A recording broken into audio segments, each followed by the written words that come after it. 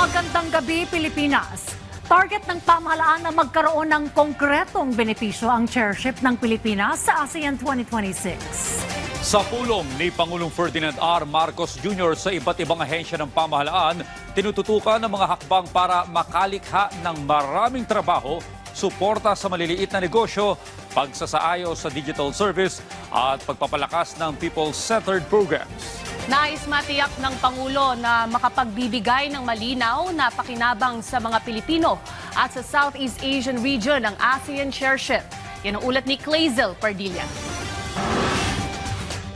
Determinado pa rin si Pangulong Ferdinand R. Marcos Jr. na palaguin ang ekonomiya ng bansa sa gitna ng mga problemang kinaharap ng Pilipinas. Buo ang paninindigan ni Pangulong Ferdinand R. Marcos Jr. na panahon na para iangat ang ating ekonomiya. Ito'y sa kabila ng kanyang pangunguna sa pagpapaimbestiga sa malawakang pag-abuso sa pondo ng bayan.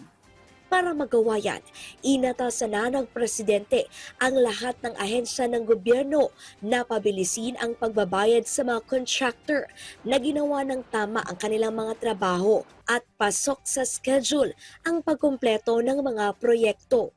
Mas mabilis na proseso ang bayad, mas maayos na trabaho para sa mga Pilipino. Kailangan din ang magandang koneksyon at ugnayang national at lokal na pamahalaan para mabantayan at matapos ang mga infrastructure projects. Iniutos din ni Pangulong Marcos sa kanyang economic team at mga miyembro ng gabinete na pabilisin ang pagpapatupad ng mga proyektong pang-infrastruktura ng pamahalaan. Ito'y para matiyak na lubos na mapapakinabangan ng mga Pilipino ang bawat proyekto. Pinangunahan ni Pangulong Ferdinand R. Marcos Jr. ang interagency meeting sa Malacanang na layong repasuhin ang mga paghahanda ng bansa para sa ASEAN 2026 chairship. Dapat anyang magdulot ito ng konkretong benepisyo sa mga Pilipino at sa buong rehiyon, kabilang ang paglikha ng trabaho, suporta sa maliliit na negosyo at pagpapabuti ng digital services. Napag-usapan na sa pagpupulong ang mga hakbang na magpapatibay sa panawagang ihatid ang direktang pakinabang sa ekonomiya sa sub-region.